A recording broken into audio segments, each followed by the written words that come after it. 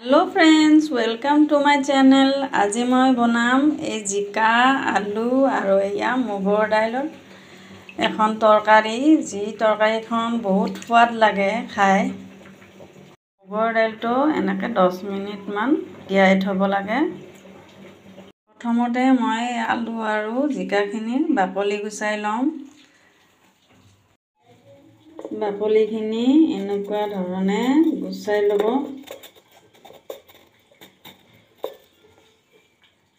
এনেকুৱাকে বাকলি গুচাই ল'ব আৰু এতিয়া মই এয়া দেখিছেনে এনেকুৱাকে লৈ অলপ ডাঙৰ সাইজত টুকুৰা কৰি কাটিব। এনেকুৱা ধৰণে কাটি ল'ব।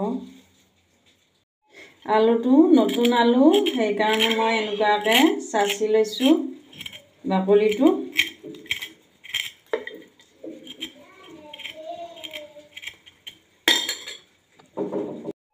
এনেকুৱাকে দীঘলকৈ টুকুৰা কৰি ল'ব আলু। তৰকাৰীখন বনোৱাৰ কাৰণে মই এটা কুকাৰ লৈছোঁ। কুকাৰতহে বেছি ভাল হয় তৰকাৰীখন। এতিয়া মই ইয়াতে সৰিয়হৰ তেল দিছোঁ। এয়া পিঁয়াজ মই ডাঙৰ চাই দুটা দিছিলোঁ কাটি, আৰু ইয়াত জলকীয়া দুটা দিছোঁ।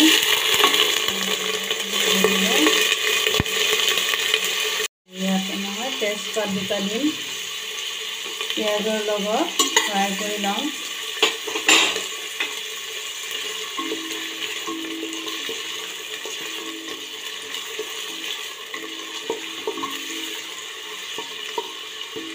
পিঁয়াজখিনি অলপ মই ৰঙা কৰি লওঁ। তাতে মই এতিয়া আদা এচামুচ দিম। নহৰু এচামুচ দিছোঁ।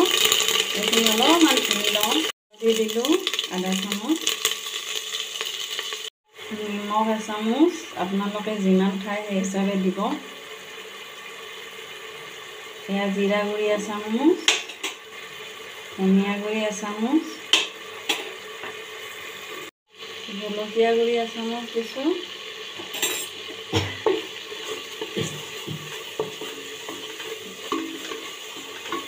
অলপ মই পানী দিছোঁ। এইখিনি অলপ ভুনিম। মছলাখিনি ভুনা হৈ গৈছে আমাৰ। এয়া চব্জিখিনি মই দি দিছোঁ ইয়াতে। মই মুগৰ দাইলখিনিও দি দিছোঁ। একেলগে মই এইখিনি ভালদৰে ভুনিম। এইখিনি মই ভালদৰে লৰাই দিছোঁ। এতিয়া অলপ মই ওপৰতে ঢাকনিখন দি থ'ম, যাতে জিকাৰ পানীটো ওলাই। কম গেছ দিম।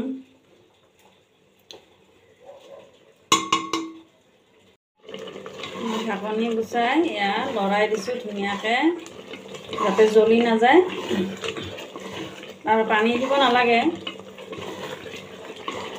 এয়া পানী ওলাইছে জিকাৰ। ইয়াতে হৈ যাব। ভালকৈ ভুনি ল'ব।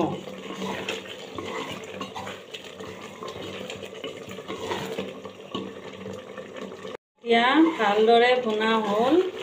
এয়া দেখিছেনে? ইয়াতে মই পানী দিম। মই পানী দিছোঁ।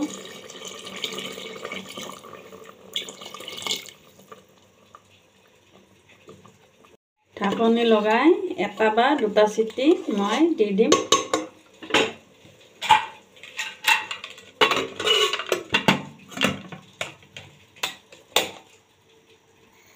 এটা চিটি দিয়াৰ পিছত এনেকুৱা হৈছে।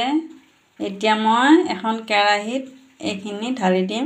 এনেকুৱা ধৰণৰ কেৰাহী এখন লৈছোঁ মই। ইয়াতে তৰকাৰীখিনি ঢালি দিম। ইয়াতে মই আধা চামুচ পাঁচফোৰণৰ গুড়ি দিছোঁ।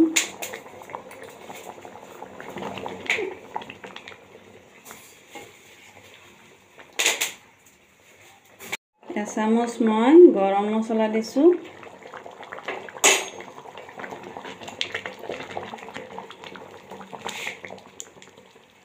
তৰকাৰীখন জোল বনালে ভাল নালাগে, মানে গ্ৰেভি টাইপ কৰি থ'ব, তেতিয়াহে খাব সোৱাদ লাগে।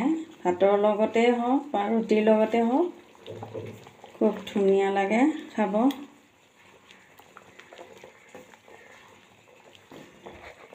এই তৰকাৰীখন বহুত টেষ্টি হয়, জৰুৰ বনাব আপোনালোকে, বনাই খাব।